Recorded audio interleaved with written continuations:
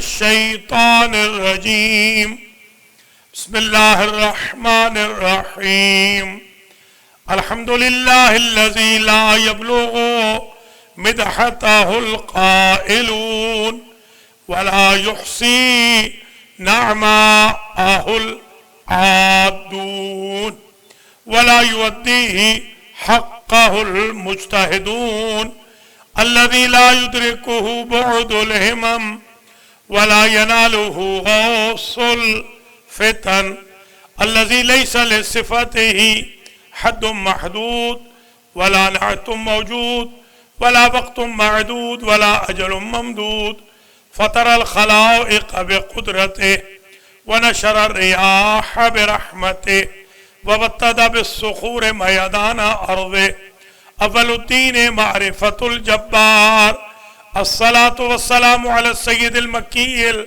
المدني العربي القرشي الهاشمي الأبطحي سيد العرب والعجم سيدنا ومولانا شفيع ذنوبنا وطبيب قلوبنا وطبيب نفوسنا وحبيب قلوبنا حبيب إله العالمين أبي القاسم محمد ثم الصلاة والسلام على أهل بيته الطيبين الطاهرين المعصومين المنتجبين الغر الميامين الذين أذهب الله عنهم الرجس وطهرهم تطهيرا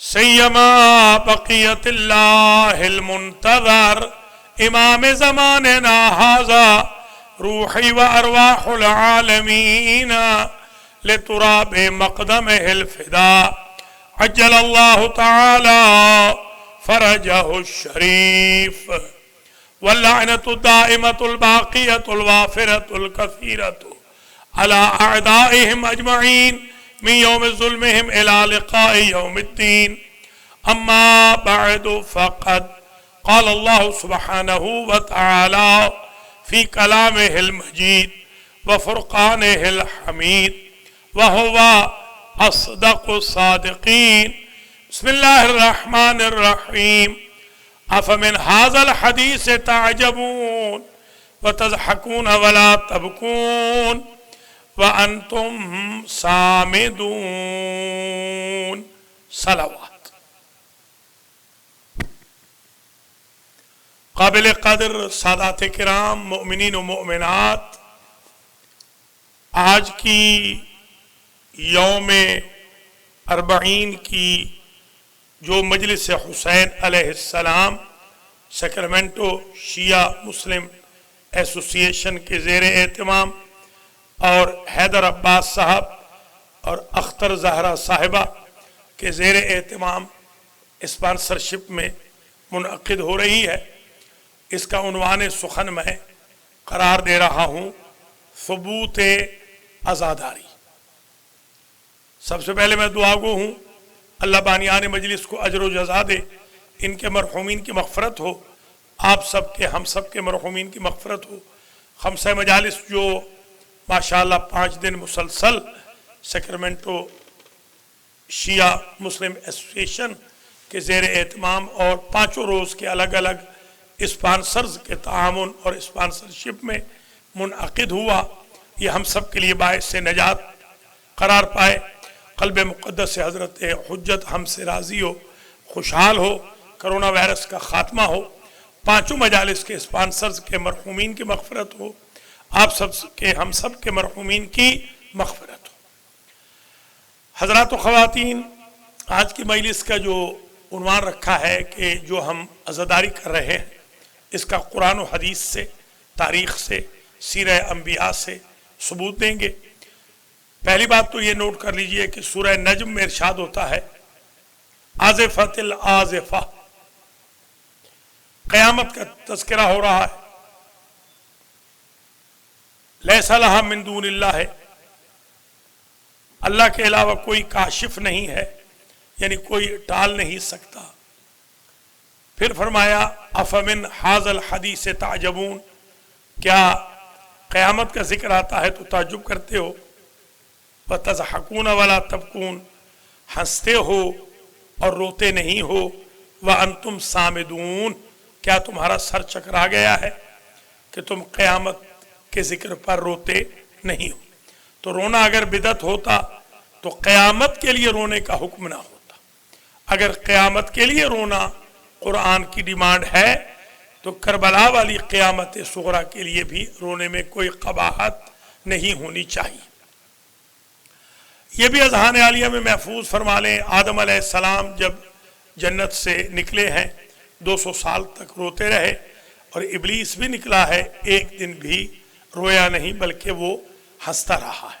تو رونا آدمیت ہے، کسی کی مصیبت پہ ہنسنا ابلیسیت ہے۔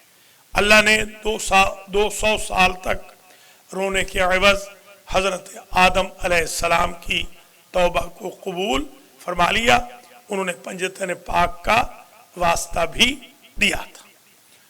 یہ بھی اذہان عالیہ میں محفوظ فرما لیں، قرآن کہتا ہے فَلْيَضْحَكُوا قَلِيلًا وَلْيَبْكُوا كَثِيرًا، زیادہ رویا کرو اور کم ہنسا کرو۔ اگر رونا فَلْيَضْحَكُوا قَلِيلًا وَلْيَبْكُوا كَثِيرًا، اگر رونا بدعت ہوتا تو اللہ زیادہ رونے کا حکم نہ دیتا۔ وَجَاءُوا أَبَاهُمْ عِشَاءً يَبْكُونَ، حضرت یعقوب علیہ السلام کنعان میں رو رہے ہیں مسلسل، وَبْيَضَّتْ عَيْنَاهُ مِنَ الْحُزْنِ فَهُوَ كَظِيمٌ، اتنا روئے کہ آنکھیں پتھرا گئیں، اور بیٹے کہتے تھے قالوا تاللہ تفتأ تذکر یوسف، بابا یہ کیا ہو گیا ہے، جب دیکھو یوسف یوسف کر رہے ہیں، جیسے آج لوگ ہمیں کہتے ہیں یہ کیا ہو گیا ہے ان کو، گلی گلی میں حسین حسین کرتے پھر رہے۔ حضرت یعقوب علیہ السلام نبی ہیں، علم نبوت سے جانتے ہیں کہ بیٹا زندہ ہے، مگر زندہ کے لیے گریہ کرنا یہ خود سنت نبی ہے۔ پھر جب برادران یوسف ملے تو آپ نے فرمایا اپنے بھائیوں سے اذهبوا بقمیصی ھذا وَأَلْقُوهُ عَلَى وَجْهِ أَبِي یأتِ بَصِیرًا، میری قمیص لے جاؤ، میرا پیراہن لے جاؤ، بابا کی آنکھوں پہ ڈالنا، وہ شفایاب ہو جائیں گے۔ فَلَمَّا أَنْ جَاءَ الْبَشِيرُ وَأَلْقَاهُ عَلَى وَجْهِهِ ارْتَدَّ بَصِيرًا، بشیر جب آیا، بشارت دینے والا، اس نے وہ کرتا ڈال دیا یوسف کا حضرت یعقوب کی آنکھوں پر، تو آنکھیں پلٹ آئیں، شفایاب ہو گئے۔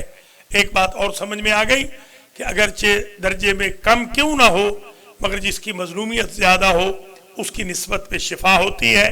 جیسے درجے میں تو حضور مولا علی، بی بی پاک، امام حسن علیہ السلام افضل ہیں، مگر خاک شفا امام حسین علیہ السلام کی۔ کربلا کی سرزمین سے حضرت آدم، حضرت نوح، حضرت ابراہیم، حضرت اسماعیل، حضرت موسیٰ، حضرت عیسیٰ وغیرہ گزرے ہیں، اور کسی نہ کسی کو کوئی نہ کوئی ٹھوکر لگی اور خون بہا، آنسو بہے، گویا عزاداری ہر نبی نے کی ہے۔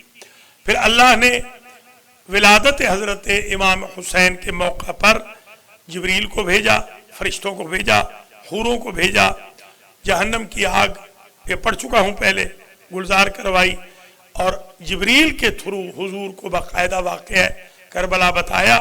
حضور بھی روئے، مولا علی بھی روئے، بی بی پاک بھی روئیں، امام حسن بھی گریہ فرماتے ہیں، اور بی بی دعا کرتی ہیں کہ اللہ ایک ایسی قوم پیدا کرے، بی بی کی تمنا اور دعا پر، اور حضور کے ارشاد کے مطابق جو اپنوں کو نہیں روئیں گے مگر فاطمہ کے بچوں کو روئیں گے۔ حضرات و خواتین، ہم دیکھتے ہیں حضرت نوح علیہ السلام کو نوح اس لیے کہا جاتا ہے کہ وہ نوحہ زیادہ پڑھتے تھے، حالانکہ اپنے مصائب کا پڑھتے تھے۔ حالانکہ حضرت نوح علیہ السلام کا نام عبد الغفار، عبد الجبار، عبد القہار اور سکن مشہور ہے، مگر کوئی ان چار ناموں سے نہیں بلاتا، نوح ہی کے نام سے بلاتے ہیں۔ نوح کہتے ہیں نوحہ پڑھنے والا۔ تو آدم علیہ السلام کے دور میں کوئی شریعت نہ تھی، کامن سینس کی شریعت تھی، اس وقت گریہ جائز ہو گیا، اور جب شریعت کا آغاز ہوا حضرت نوح سے، وہاں سے نوحہ شروع ہو گیا۔ حضرت ابراہیم علیہ السلام کی زوجہ ہے سارہ، ان کے بطن مطہر سے اسحاق پیدا ہوتے ہیں، تو جب بشارت دیتے ہیں فبشروہ بغلام، وہ آئے فاقبلوہ، وہ آئے بشروہ بغلام، انہوں نے باقاعدہ آ کر فرشتوں نے ایک صاحبزادے کی بشارت دی، فاقبلت امرأتہ فی سرۃ فسکت وجہہا، بی بی سارہ نے چیخ ماری اور انہوں نے اپنا چہرہ پیٹ ڈالا۔ جتنے تراجم شیعہ اور سنی کے ہیں دیکھ لیں کہ بی بی سارہ اگر چہرہ پیٹ سکتی ہیں بیٹے کے آنے کے تعجب پر، تو ہم نبی زادے کے جانے کے حزن میں چہرہ یا سینہ کیسے نہیں پیٹ سکتے۔ حضور پاک نے مسلسل 1 سال عام الحزن منایا، جس میں حضرت ابو طالب علیہ السلام، بی بی خدیجہ وصال فرماتی ہیں دونوں طبیعی موت مرے ہیں، شہید نہیں ہوئے ہیں، کوئی کشتہ جفا نہیں ہے۔ اگر طبیعی موت مرنے والوں کے لیے، 2 محسنوں کے لیے حضور سارا سال حزن منا سکتے ہیں، تو ہم بھی شہید اعظم کے لیے 10 دن یا 2 مہینے 8 دن غم منا سکتے ہیں۔ آپ ذرا ملاحظہ فرمائیں وَفَدَيْنَاهُ بِذِبْحٍ عَظِيمٍ، یہ جو قربانی ہے امام حسین کی، اس سے ریپلیس کیا گیا ہے حضرت اسماعیل علیہ السلام کی قربانی کو۔ ہم دیکھتے ہیں ان الصفا والمروۃ من شعائر اللہ والبدن جعلناها لکم من شعائر اللہ لکم فیہا خیر لا تحلوا شعائر اللہ ذالک ومن یعظم شعائر اللہ فإنہا من تقوی القلوب۔ صفا اور مروہ کے درمیان جلوس نکل رہا ہے مینا کا، عرفات مزدلفہ اور مینا میں جلوس جا رہا ہے۔ مینا کا شبیہیں بھی ہیں، خانہ کعبہ خود شبیہ ہے، بیت المعمور کی جو 4تھے آسمان پہ ہے، اور اس کے اندر ہم دیکھتے ہیں کہ ایک گولڈن کیس ہے جو مقام ابراہیم ہے، وہ بھی حضرت ابراہیم کے فٹ اسٹیپ ہیں۔ وہیں پر ہم دیکھتے ہیں کہ سبیل بھی لگی ہوئی ہے زمزم کی، اور تلاش آب میں جو بی بی دوڑی تھی سعی صفا و مروہ ہو رہی ہے۔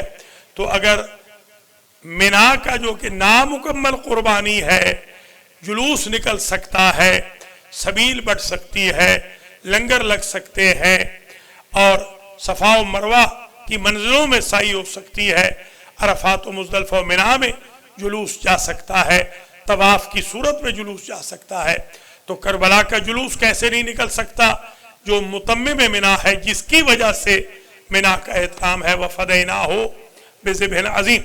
ہم دیکھتے ہیں کہ حج میں سفید کپڑے کا احرام پہنا جا رہا ہے، اور ہم سیاہ کپڑے کا احرام پہنتے ہیں، وہ احرام مینا ہے اور یہ احرام کربلا۔ احرام مینا والے ظہرین و مغربین اکٹھی پڑھتے ہیں، احرام کربلا والے بھی جب تک احرام نہیں اترتا، یعنی انتقام ختم نہیں ہوتا، اکٹھی پڑھیں گے، اور جب امام زمانہ آ جائیں گے، امام حسین کا انتقام ہو جائے گا، قصاص مکمل ہو جائے گا، ہم بھی الگ الگ پڑھنی شروع کر دیں گے۔ ہم یہ دیکھتے ہیں کہ وہاں جھنڈے بھی ہوتے ہیں، باقاعدہ فلیگز ہوتے ہیں، اللہ آپ کو حج پہ لے جائے، اپنے اپنے قافلے کا جھنڈا ہوتا ہے۔ آپ پوچھئے سربراہوں سے، قافلہ سالاروں سے کہ یہ جھنڈے کیوں چل رہے ہیں، تو وہ جواب میں یہ کہتے ہیں کہ یہ جھنڈے اس لیے ہیں کہ اگر کوئی راستہ بھول جائے یا کوئی قافلے سے بچھڑ جائے تو اس جھنڈے کے ذریعے وہ قافلے کو ملے، تاکہ منزل مقصود تک اکٹھے چلے جائیں۔ سرکار غازی کا علم بھی اسی لیے ہے کہ اگر کوئی کربلا کا راستہ بھول جائے تو غازی کے علم کے سائے میں آ جائے۔ دنیا میں غازی کا علم اور آخرت میں غازی کے بابا کا لواء الحمد اللہ ہم سب کو نصیب فرمائے۔ یہ بھی ذہن میں رکھ لیں، بعض لوگ کہتے ہیں کہ شب بیداری عبادت ہے یا نہیں، تو میں یہ کہتا ہوں کہ کیونکہ 40ویں جو شب بیداری تھی خیبر کے میدان میں، اس میں ایک صحابی بھی نہیں سویا، اس لیے کہ علم کی توقع تھی کہ ان کو مل جائے گا، تو جن کے آقا کو علم مل گیا ان کے ہاں شب بیداری عبادت بن گئی، اور جن کے آقاؤں سے علم چھن گیا ان کے ہاں بدعت بن گئی۔ یہ بھی یاد رکھیے حضرات و خواتین، یہ علم وہی ہے، اسلام کا علم ہے، اس پر البتہ لَأُعْطِيَنَّ رَایَةَ غَدًا رَجُلًا كَرَّارًا غَيْرَ فَرَّارٍ يُحِبُّ اللَّهَ وَرَسُولَهُ وَيُحِبُّهُ اللَّهُ وَرَسُولُهُ لَا يَرْجِعُ حَتَّى يَفْتَحَ اللَّهُ عَلَى يَدَيْهِ۔ یہ پنجہ نہیں تھا، باقی سب کچھ علم تو آدم کے دور سے اسلام کا چلا آ رہا تھا۔ یہ حضور کے دور میں بھی وہی اسلام کا پرچم تھا، جس کے پرچمدار علی تھے، اور پھر کربلا میں سرکار غازی بن گئے۔ کیونکہ یزیدیوں نے غازی کا علم گرایا تھا.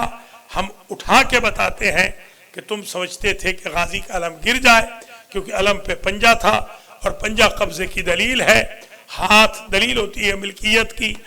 بنی ہاشم چاہتے تھے کائنات پر اللہ کا قبضہ رہے, بنی امیہ چاہتے تھے کائنات پر ان کا قبضہ رہے. یہ علم بتاتا ہے کہ آج بھی قبضہ بنی ہاشم کے ذریعے کائنات پر اللہ سبحانہ و تعالی کا ہے. یہ بھی یاد رکھیے کہ ہم دیکھتے ہیں کہ جو تبرکات کے چھوٹے چھوٹے جزئیات ہیں ان کا بھی ذکر قرآن میں موجود ہے. مثلا لا يحب اللہ الجہر بالسوء من القول الا من ظلم, چھٹا پارہ شروع ہو رہا ہے, سورہ مبارکہ نساء ہے, اسی جلوس کی آیت سے کہ اللہ کو جزا و فضا پسند نہیں مگر وہ پروٹیسٹ بلند آواز میں پسند ہے جو مظلوم کے حق میں ہو. آج جو بچی ہوئی ہے پوری دنیا کے اندر لبیک یا حسین کے نعرے کے ساتھ, خواہ وہ نجف سے کربلا کی ہو یا پاکستان کی ہو یا پورے امریکہ یا کائنات کی ہو, اس نے یزیدیوں کی نیندیں حرام کر دی ہیں اور حسینیوں کے جذبوں کو باقاعدہ اجاگر کر دیا ہے, اور زندہ جاوید کے ماتم کے لیے اور سامان پیدا ہو گئے. اذان عالیہ میں یہ بھی محفوظ فرما لیں کہ قرآن مجید میں باقاعدہ ذوالجناح کا بھی ذکر ہے. بسم اللہ الرحمن الرحیم والعادیات ضبحا فالموریات قدحا فاثرن به نقعا فوسطن به جمعا والعادیات ضبحا فالموریات قدحا فالمغیرات صبحا فاثرن به نقعا فوسطن به جمعا. ان 5 آیتوں میں گھوڑوں کی چنگاریوں کا ذکر کیا جا رہا ہے جو سر پر دوڑتے ہیں, اور ان کی قسمیں کھائی جا رہی ہیں کہ جو گھوڑے ہیں مگر بھگوڑے نہیں ہیں. اگر بھگوڑے نہ ہوتے تو ان کی بھی قسمیں کھائی جاتی. تو یہ جو قسمیں جن گھوڑوں کی کھائی جا رہی ہیں یہ ابو سفیان, معاویہ اور یزید کے گھوڑے ہیں یا ابو طالب, علی اور حسن و حسین کے گھوڑے ہیں. وہ گھوڑوں کا ذکر بھی قرآن مجید میں آ گیا, مجاہد گھوڑوں کا تذکرہ بھی قرآن میں آ گیا. یہ بھی یاد رکھیے ہذہ ناقۃ اللہ ہے, یہ تمہارے لیے اللہ کا ناقہ ہے. صالح فرما رہے ہیں وَنَاقَةَ اللَّهِ وَسُقْيَاهَا فَكَذَّبُوهُ فَعَقَرُوهَا فَدَمْدَمَ عَلَيْهِمْ رَبُّهُمْ بِذَنبِهِمْ فَسَوَّاهَا وَلَا يَخَافُ عُقْبَاهَا. ناقہ پہ اللہ بیٹھتا نہیں ہے, اللہ بیٹھے تو اللہ نہیں رہتا. جس طرح بیت اللہ میں اللہ سوتا نہیں ہے مگر بیت اللہ ہے, عرش پہ اللہ بیٹھتا نہیں ہے مگر عرش الہی ہے, اسی طریقے سے شاعر اللہ اللہ نہیں ہے, اللہ کو پہچانوانے کا ذریعہ ہے. ناقۃ اللہ پہ اللہ بیٹھتا نہیں مگر منسوب اللہ کی طرف ہے. جو شے اللہ کی طرف منسوب ہو جائے وہ احترام کے قابل ہو جاتی ہے. جیسے فیصل آباد میں جب ٹیکسٹائل مل میں کپڑا ہوتا ہے تو چومنے کے قابل نہیں ہوتا, مگر درزی فیصل آباد کا جب غلاف کعبہ بنا دیتا ہے تو چومنے کے قابل ہو جاتا ہے. جب تک کپڑا دکاندار کے پاس ہے چومنے کے قابل نہیں, غازی سے نسبت ہو جائے تو چومنے کے قابل ہو جاتا ہے. جس طرح دمبا جو حضرت اسماعیل کے لیے آیا تھا اس کی شبیہ جائز ہے, اس طرح امام حسین کے گھوڑے کی شبیہ بھی جائز ہے. ہم یہ بھی دیکھتے ہیں کہ اللہ عز و جل نے تابوت کا بھی قرآن میں ذکر کیا ہے. ان آیت ملکہ ان یاتیکم التابوت فیہ سکینۃ من ربکم وبقیۃ مما ترک آل موسیٰ و آل ہارون تحملہ الملائکہ, کہ طالوت کے اقتدار کی حق پہ ہونے کی نشانی یہ ہے کہ اے بنی اسرائیل تمہارے پاس تابوت آئے گا, اس میں سکون بھی ہوگا تمہارے رب کی طرف سے, اور آل موسیٰ اور آل ہارون کے تبرکات بھی ہوں گے. گویا تابوت حق کی نشانی ہے, حق والے ہی تابوت کو نکالا کرتے ہیں. البتہ تابوت میں تبرکات ہوتے ہیں آل نبی کے, اور اس سے گناہگار نہیں اٹھاتے, فرشتے اٹھاتے ہیں یا فرشتوں کا مزاج رکھنے والے عقیدت مند اٹھاتے ہیں. اب سمجھ میں آئی بات کہ مولا علی علیہ السلام کا جب تابوت میں جسد مطہر تھا تو جبریل و میکائیل نے ایک طرف سے کیوں اٹھایا تھا؟ اس لیے کہ یہ آل نبی کا تبرک ہے, اسے گناہگار نہیں اٹھا سکتے. تبھی تو حضور کا جنازہ بھی گناہگار نہ اٹھا سکے اور مولا حسین کا جنازہ بھی دفن نہ کر سکے, بلکہ امام سجاد نے آ کر دفن آیا۔ تحملہ الملائکہ، یا فرشتے دفن کریں گے، اٹھائیں گے تابوت، یا وہ جس کا مزاج فرشتوں جیسا ہو۔ ہم یہ دیکھتے ہیں کہ قرآن مجید میں باقاعدہ یہ تذکرہ بھی ہے کہ انما اشکو بسی و حزنی الی اللہ ہے۔ جب طعنہ دیتے تھے برادران یوسف یعقوب کو تو وہ فرماتے تھے کہ مجھے تکون حرزن او تکون من الحالکین، مجھے ہلاکت کے طعنے نہ دو، میں اپنے اس ایثار کو اللہ کی بارگاہ میں پیش کروں گا۔ آج ہم بھی عزاداران حسین کوئی تنقید کرے، گولیاں مارے، گرفتاریاں کرائے، FIR کرائے، پابندیاں لگائے، ہمارے خلاف نعرے بازی کرے، ہمیں قتل کروائے، ہماری قوم کے بچوں کو کڈنیپ کرائے، انما اشکو بسی و حزنی الی اللہ، ہم اپنے بس و حزن کو، تکلیف کو اللہ کی بارگاہ میں پیش کرتے ہیں۔ انشاءاللہ حسینیت کی فتح ہوگی اور یزیدیت منہ کی کھائے گی۔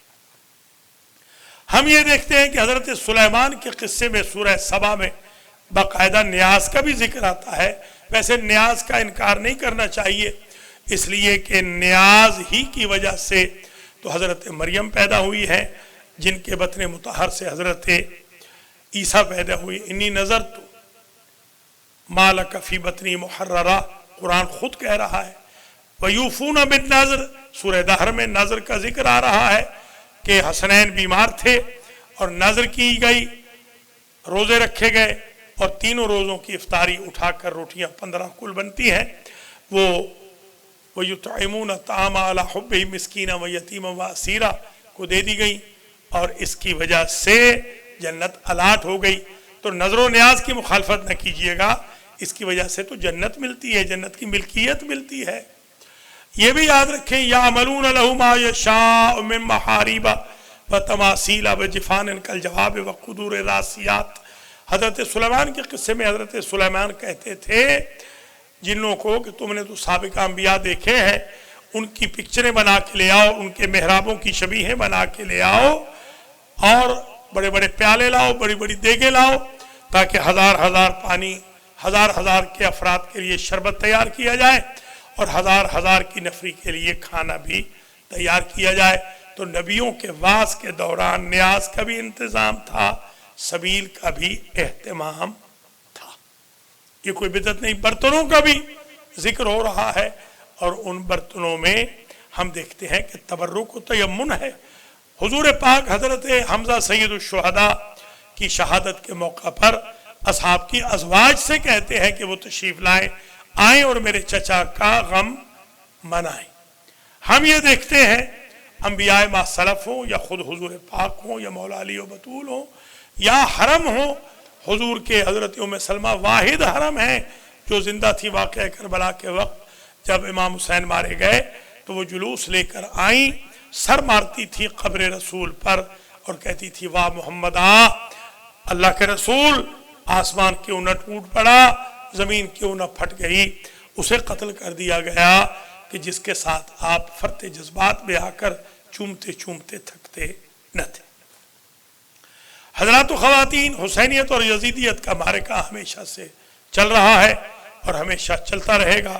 ہم نے دور حاضر میں دیکھا یزید کو رضی اللہ کہنے والے بھی پیدا ہو گئے، رحمت اللہ کہنے والے بھی پیدا ہو گئے، امیر کہنے والے بھی پیدا ہو گئے، خلیفہ کہنے والے بھی، سیدنا کہنے والے بھی پیدا ہو گئے۔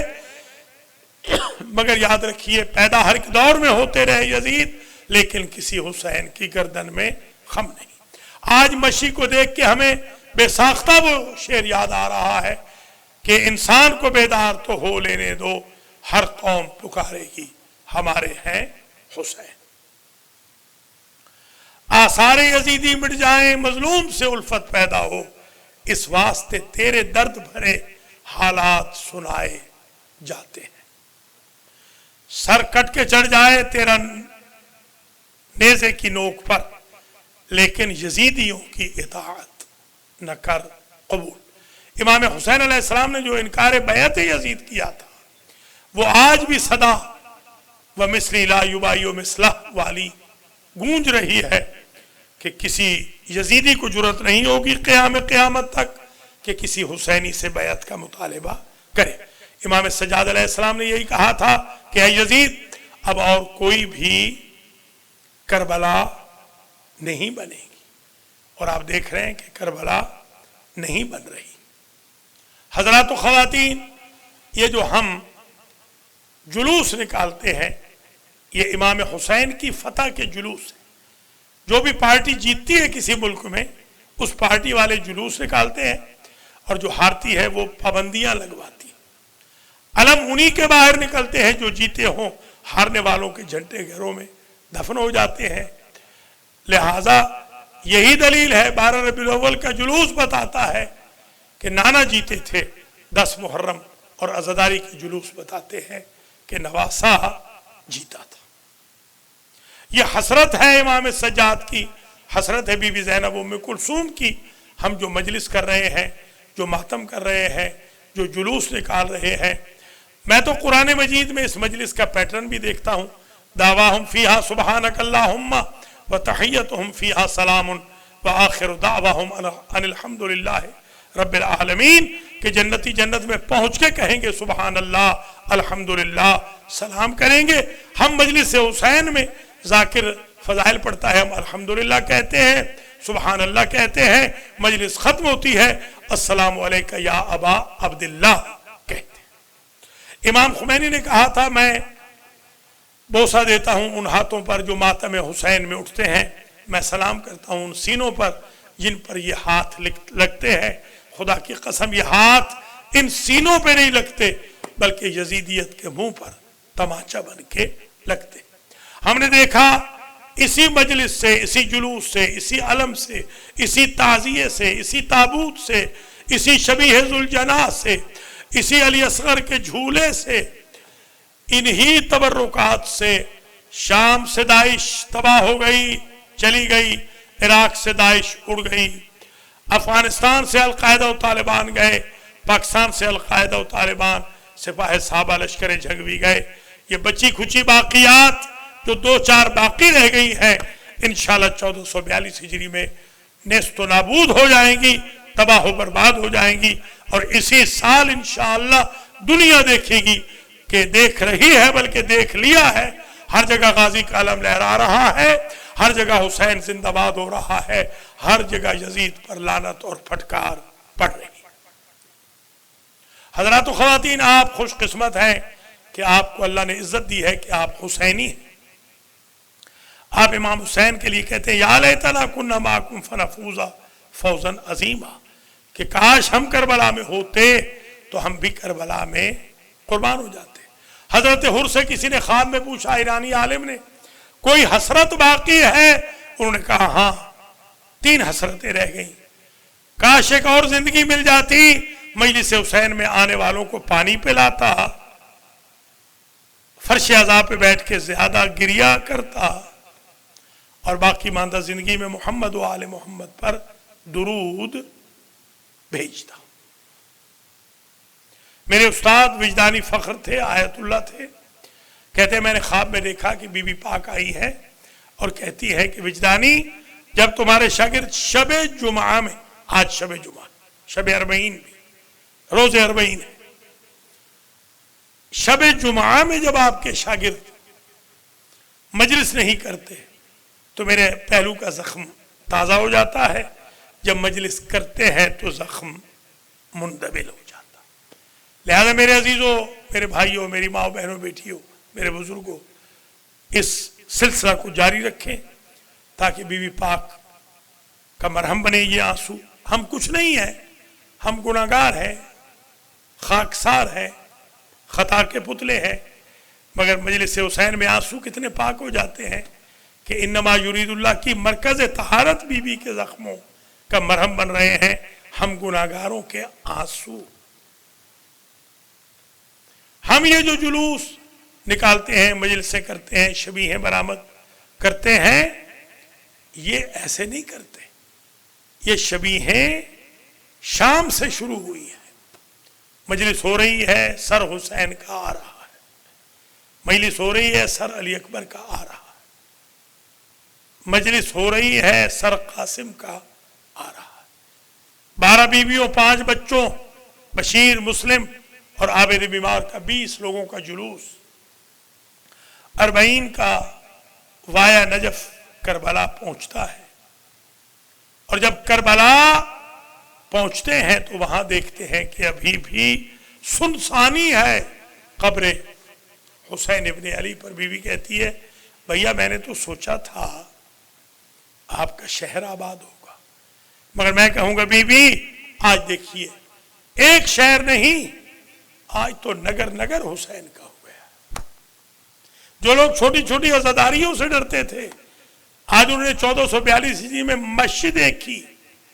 میرے بھائیوں، میرے عزیزوں، بزرگوں، یاد رکھنا، ماں بہنوں، آپ نے اپنے کردار و عمل سے اتنی معراج پہ فائز ہونا ہے کہ آپ کے ماتم کو دیکھ کر لوگ شیعہ ہو جائیں، آپ کو نماز پڑھتا ہوا دیکھیں تو شیعہ ہو جائیں، آپ کی مجلسوں میں آئیں، آپ کا اخلاق دیکھیں تو یدخلون فی دین اللہ افواجا، فوجوں کی فوجیں آ جائیں۔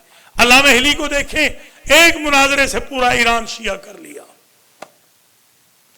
میرے ہم مدرسہ آیت اللہ زکزکی کو دیکھیں، 1.5 کروڑ لوگوں کو شیعہ کیا ہے افریقہ میں زکزکی نے۔ میرے بھائیوں، میری بہنوں، یہ جو آئے ہو امریکہ میں صرف پیسہ کمانے نہیں آئے، میرے آپ کے آباء و اجداد میں سے کوئی بھوکا نہیں مرا۔ آپ یہاں آئے ہیں، آپ کو ایک مقصد کے تحت بھیجا گیا ہے کہ جگہ جگہ حسین کا پیغام پہنچائیں، مار کے حق و باطل کی تشہیر کریں، بتائیں کہ حسین ابن علی مرکز طہارت تھے، رسول زادے تھے، علی زادے تھے، نبی زادے تھے، فاطمہ زادے تھے، سید شباب اہل الجنہ تھے، مصباح الخدا تھے، سفینۃ النجات تھے، نجات امت کا ذریعہ تھے۔ اور یزید ملعون، فاسق و فاجر، شارب الخمر، قاتل، گویہ عورتوں کو نچانے والا، ابو نواس کو عالم کا لباس پہنا کر علماء کی توہین کرنے والا، حلال محمد کو حرام کرنے والا، حرام محمد کو حلال کرنے والا۔ حسین ابن علی نے اپنا تن من دھن قربان کیا، اپنی بہنوں کی چادریں دیں، ان کی بچیوں نے تماچے کھائے، تازیانے کھائے، مگر انہوں نے یہ عہد کیا کہ ہم رہتی دنیا تک حلال محمد کو حلال کر کے جائیں گے، حرام محمد کو حرام کر کے جائیں گے۔ کوئی بھی یزیدی آئندہ شریعت محمدی کی حدود و قیود میں تبدیلی نہیں کر سکے گا۔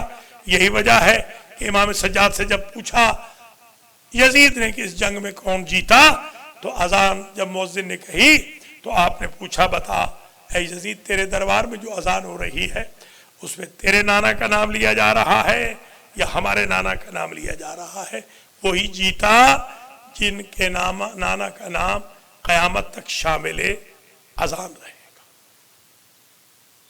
یہ مجلسیں، یہ جلوس، یہ شبیہیں، یہ ماتم، یہ نوحے، یہ انجمنیں مسلسل احتجاج ہیں وقت کے یزیدوں کے خلاف۔ اگر فلسطین آزاد کرانا ہے، بحرین آزاد کرانا ہے، افریقہ آزاد کرانا ہے، یمن آزاد کرانا ہے، سعودی عرب آزاد کرانا ہے، کشمیر آزاد کرانا ہے، اگر محروم اقوام کو عدل و انصاف دینا ہے تو حسین ابن علی کا راستہ اختیار کرنا پڑے گا۔ امام حسین کے ذریعے آزادی بھی ملتی ہے، امام حسین کے ذریعے نجات بھی ملتی ہے۔ اللہ کریم آپ کو اجر دے، جزا دے، زندہ و سلامت رکھے۔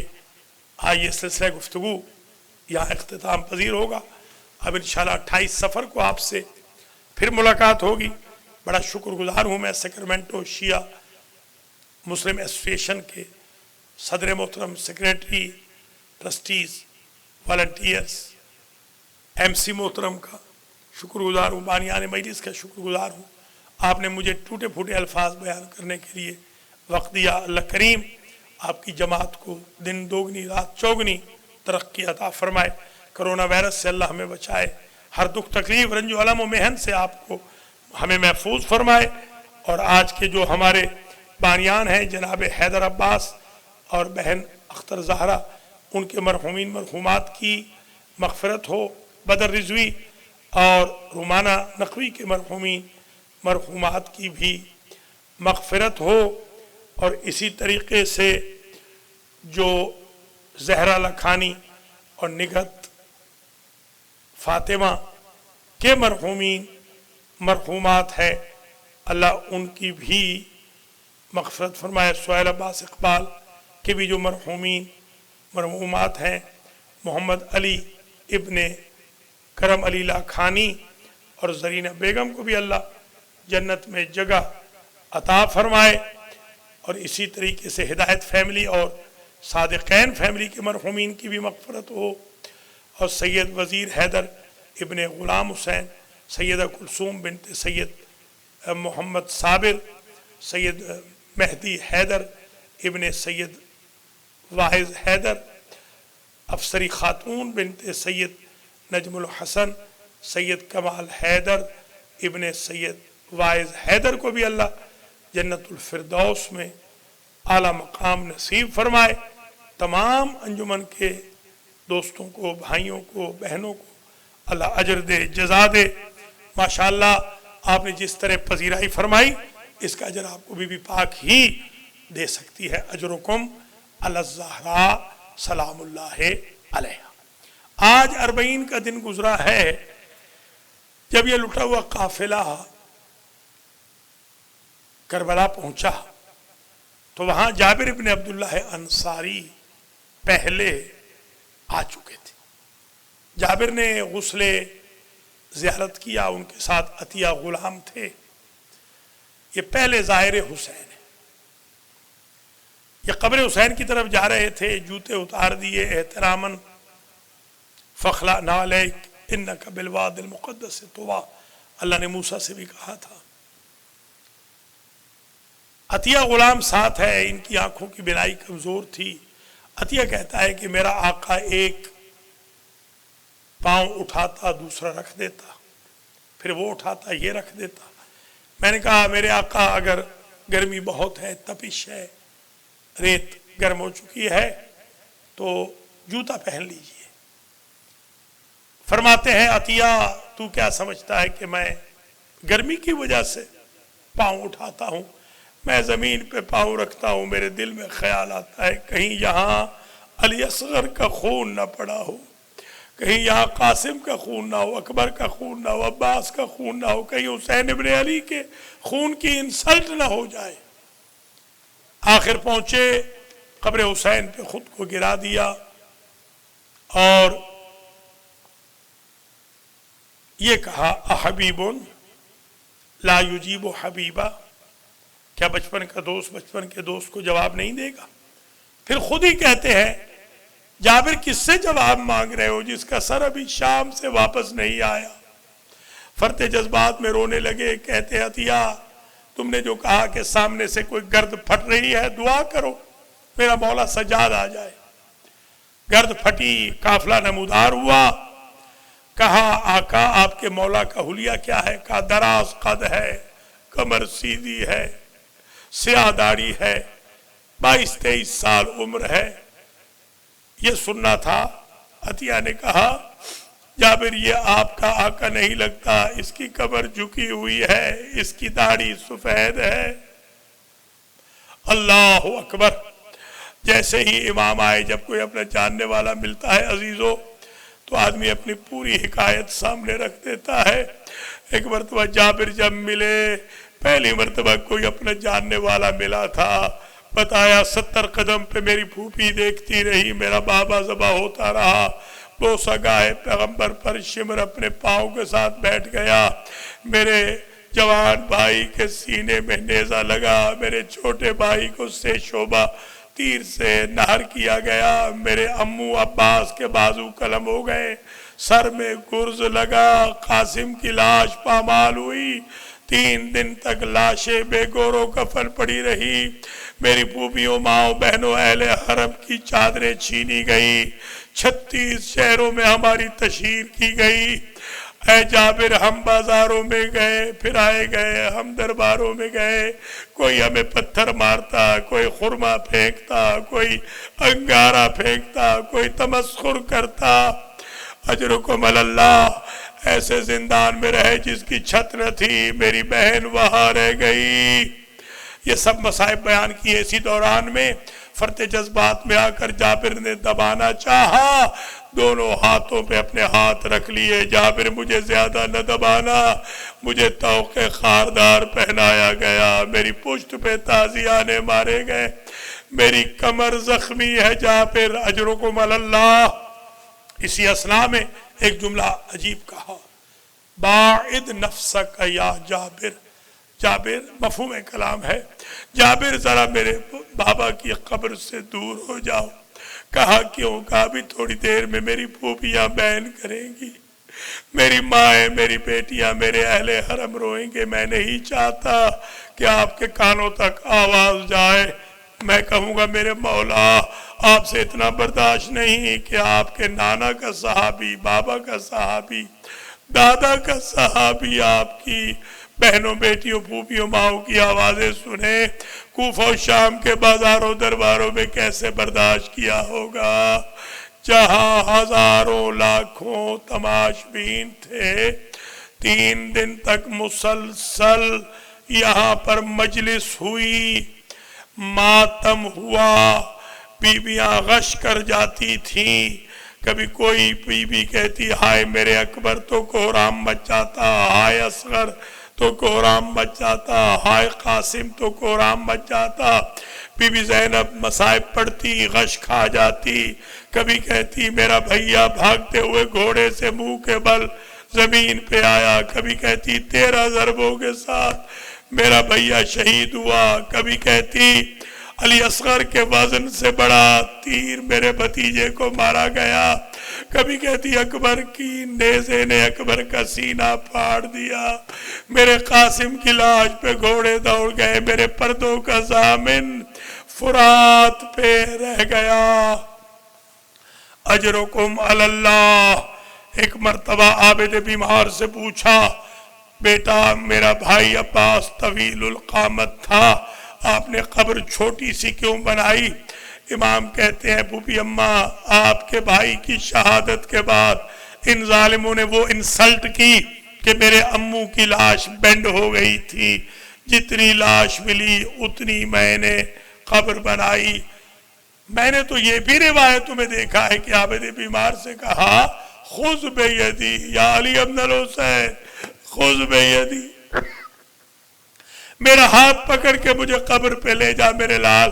بی بی سہارے کے بغیر چلنے کے قابل نہیں رہی تھی، قبر پدر پہ لے آئے، میرے بابا کی قبر ہے، یہ پائنتی میں چھوٹی سی قبر کس کی ہے؟ یہ میرے بھائی علی اکبر کی قبر ہے، یہ گنج شہیدہ میں قاسم و اون و محمد ہے۔ ایک مرتبہ کہا اصغر کہاں ہے؟ کہ اصغر میرے بابا کے سینے پہ سو رہا ہے، اس لیے کہ اصغر کی لاش پہ بھی گھوڑے دوڑے تھے، میرے بھائی کی ہڈیاں پسلیاں چھوٹی تھی لہذا وہ مڑ گئیں، گوشت کا ٹکڑا بن گیا۔ اجرکم علی اللہ، بیویاں چلنے لگیں، نقار کوچ بج گیا، ساری بیویاں تیار ہو گئیں، مگر بی بی زینب نے دیکھا بھابی میرا باپ ابھی میرے بھیا کی قبر پہ رو رہی ہے، آئیں کہ بھابی آپ مدینہ نہیں چلیں گی؟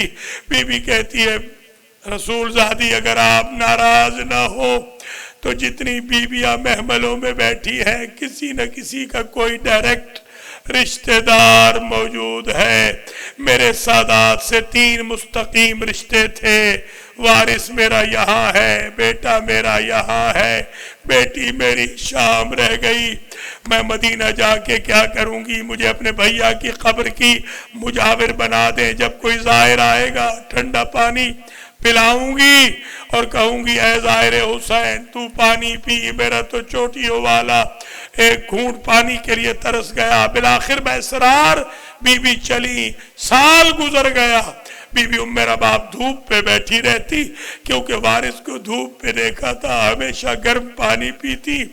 ایک روز سال کے بعد عابد بیمار اور بی بی زینب آئے، بی بی زینب نے کہا بھابی مرنے والوں کے ساتھ کوئی مر نہیں جاتا، سائے میں اٹھیے۔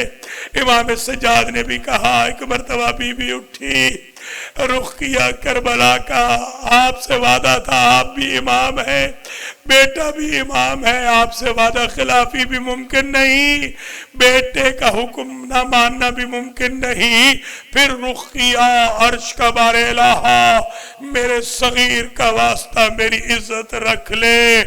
دونوں پھوپھی بھتیجا پکڑ کے لے آئے۔